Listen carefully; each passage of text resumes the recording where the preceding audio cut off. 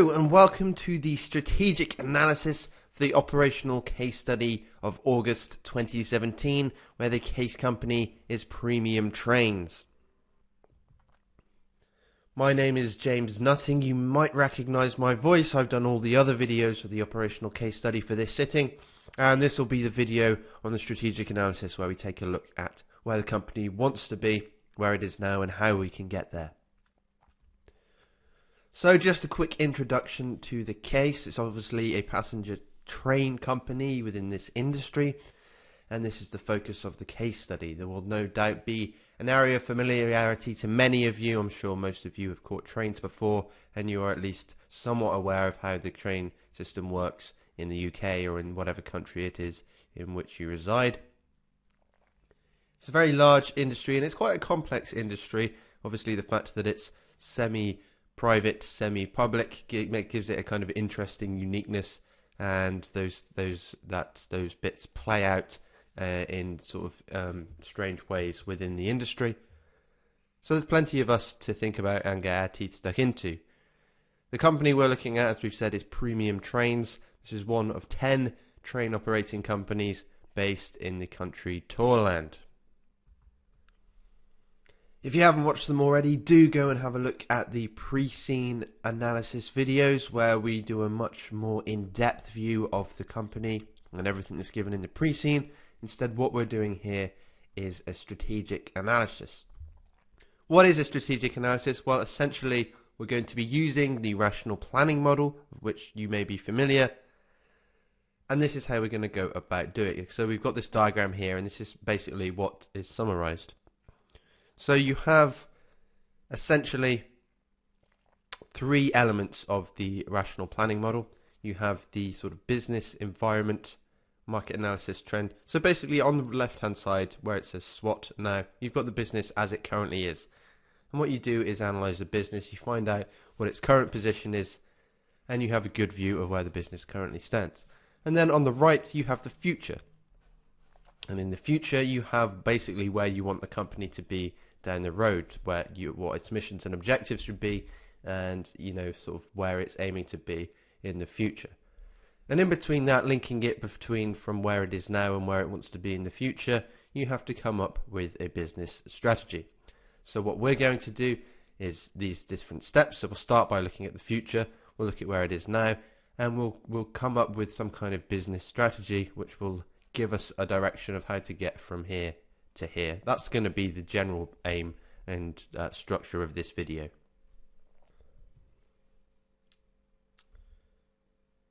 Okay, so the first stage of analysis is to ensure that we fully understand where the organization is heading, along with its approach to meeting the stakeholder needs.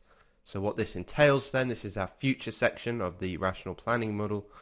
We're going to look at governance and ethics, where the company stands on governance and ethics and where it likes to be in terms of this. So not only what its current situation is, but what kind of company it wants to be with regards to governance and ethics. Does it want to be a highly ethical, sustainable, well-governed company? Generally that's the case, and that will tell us, compared to where it is now, what needs to be done in order to achieve that. The same thing with stakeholder mapping. We'll take a look at stakeholders and decide where in the matrix they come. Will determine sort of what kind of treatment we give those stakeholders, and that's going to help us to inform how we come up with our business strategy. We're also going to identify critical success factors, the things that make the company successful and the real things that they have to focus on in order to be a successful company. So let's start by trying to determine some kind of mission. What is the organization all about? Why does it exist? Who does it exist for? What is it trying to achieve? These are the sort of key questions we want to answer. And so down here we find that we've got these four different headings: purpose, strategy, value and policies. What we're trying to do is come up with some answers to these questions.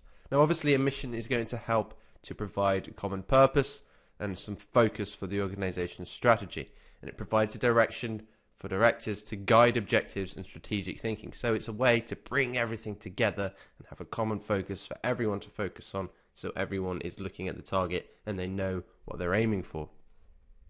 When an organization doesn't have a strong mission, they may lack focus and lack purpose and strategic direction, and that may be confused.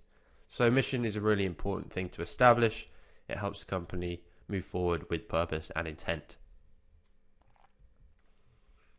So let's try and think of some answers here. So why does the organization exist, and for whom does it exist?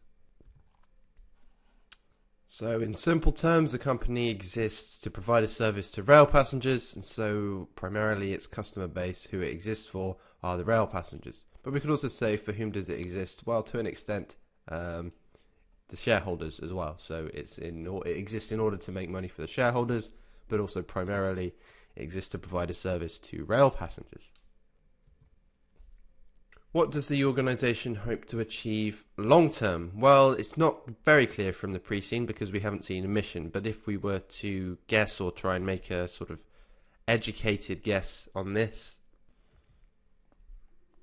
probably something along the lines of this, steady growth with consistent profits. So consistent profits in order to pay dividends or reinvest in the company, whatever it is, and steady growth to make sure that they're not shrinking, to make sure that they're competing with other competitors.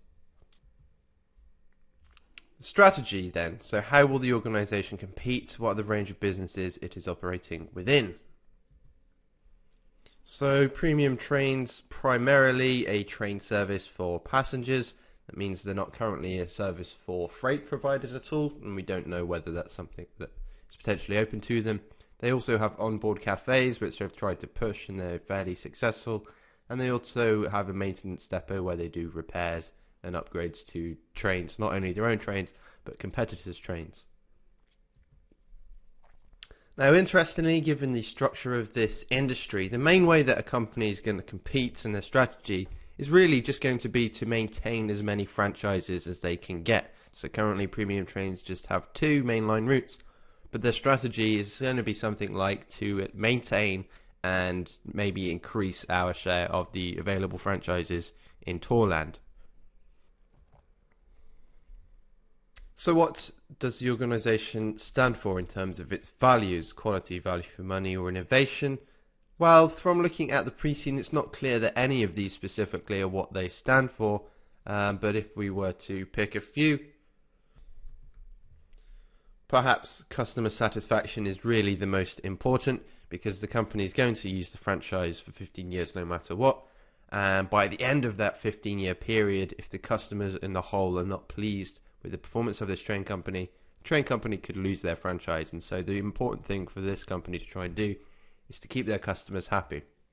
How are they going to do that? Well, there's lots of different things they could do, from comfort, from being on time, from having reasonable prices, etc., etc. So the key value for them is really going to be customer satisfaction, because that's one of the main things that they control in order to keep themselves in business in the long term. And finally, policies. So what policies are people expected to follow which will ensure they act according to the defined values, strategy and purpose? Well, that's for the company to come up with in terms of policies. So how do we filter the purpose, strategy and values into a set of policies? So a policy might be something like to always provide excellent service to our customers, because once you've got that in there, the customer is coming first. The customer is what's going to decide how well the company does, and it kind of fits in with all these other things here. So if you've got happy customers, you're going to keep your franchises and potentially increase them. You're going to have steady growth with consistent profits, and you're going to be providing a service to rail passengers, and hopefully it's a good one.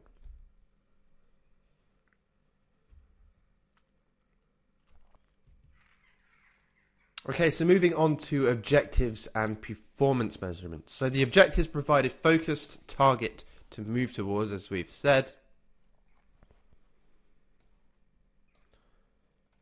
To move towards direct planning. So the objectives are a way for us to specifically break down any strategy and figure out what exactly needs to do. It helps to motivate staff, and it enables accurate performance measurement. So we can infer a few specific targets from the case study. So what we were doing a minute ago, we were looking at strategy, values and purpose, and from that we could infer a few specific targets. Now, there's more likely to be actual specific strategic targets that we don't know about. And if the unseen suggests they don't, however, so if you go into the unseen and there's nothing mentioned about specific strategic targets, then this is obviously a weakness in the company's planning approach, and you could say so if it's relevant to do so in the exam. So just to give you an example of the kind of targets that they might have, it could be something like no late trains or no very late trains to do with their punctuality. It could be something like all carriages at least 75% full to prevent a train going with half-empty carriages. So there's going to be behind that, in order to achieve that objective, there's going to be all these implemented plans of how to make sure there are enough customers to each carriage, etc. So this is how you get an objective. It's sort of this big idea for everyone to work towards, and it's obviously broken down in smaller steps. So that's how you would you'd go about setting specific targets. And like I say, we don't know exactly what they are in this company. It might be a weakness in their approach. And in addition, the balanced scorecard might be a way to go about doing this kind of analysis as well. So that could work if you get a question on objectives and performance measurement. So moving on now to critical success factors. So these are the things in an organization that they must do well in order to succeed, and they're the key things. They are kind of the central, core, important things the company has to do well. And so it's really important for each critical success factor be at least identified and then developed and improved to ensure the strength of the business.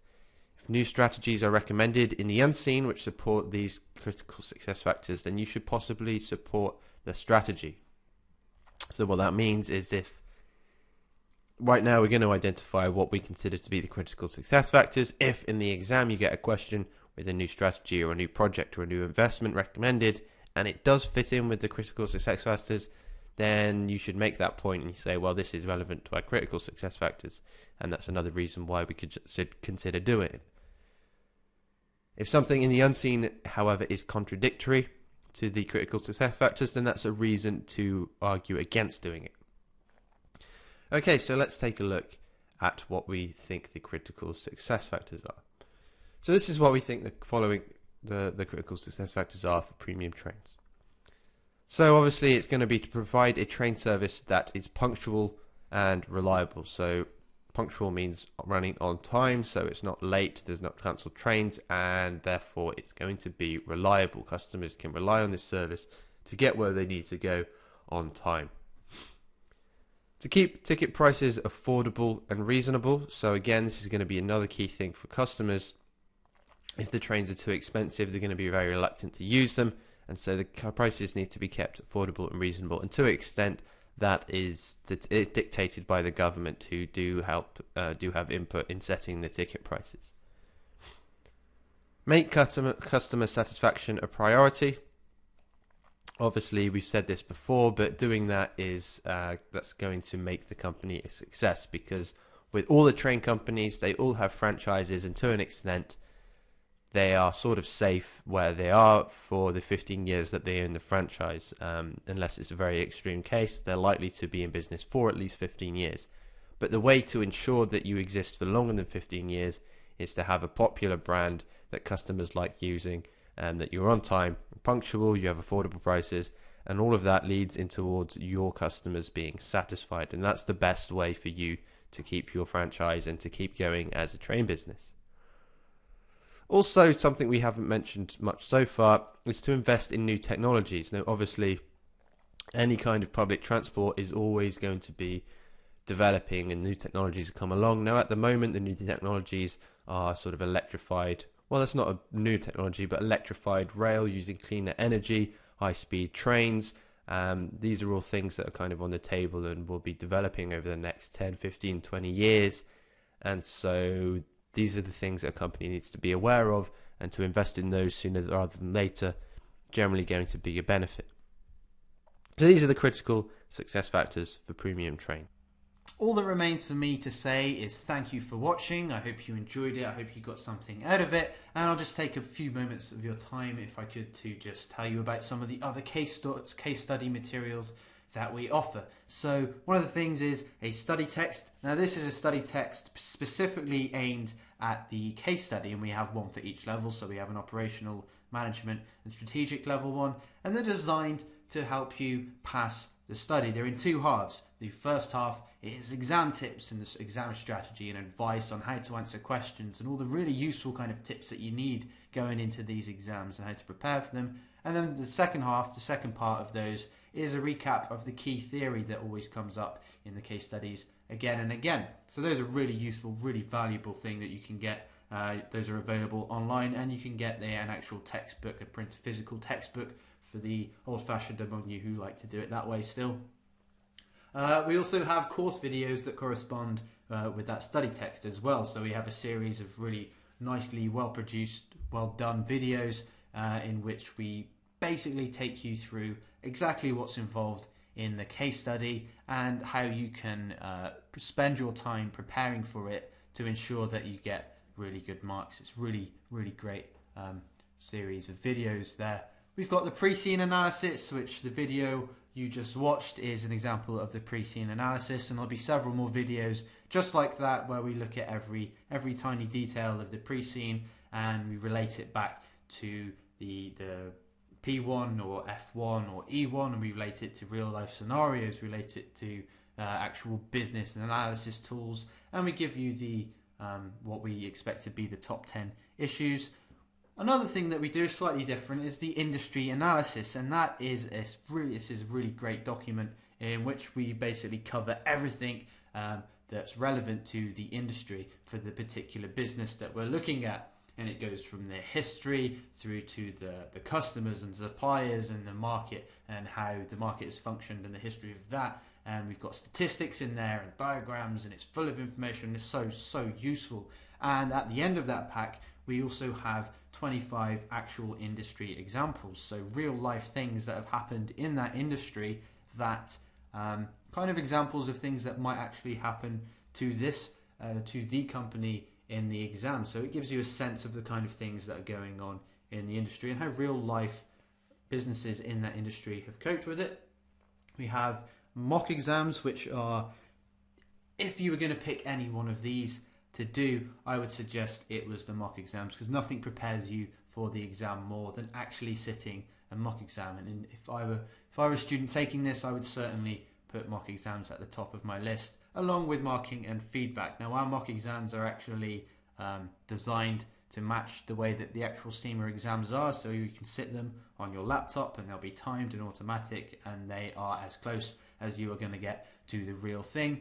And you can get marking and feedback on that as well, which is probably the most valuable thing you could probably get. To get specific feedback from a marker who deals with this exam 4 times a year, that's the best way for you to improve your ability to pass this exam as quickly as possible.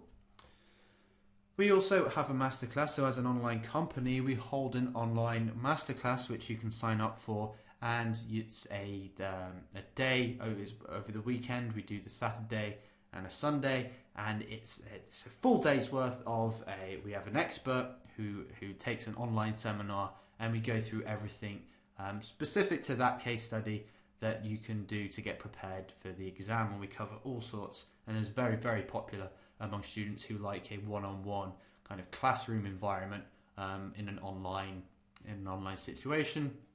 We also offer pass guarantee. So if you're unlucky enough to not pass your exam the first time round, then there's no worries, because we give you the option. If you choose a pass guarantee option, then as long as you hit all the minimum requirements that we ask, and you don't pass, then you get access to our materials for the next sitting completely free of charge. So there's something that we're doing to try and get you.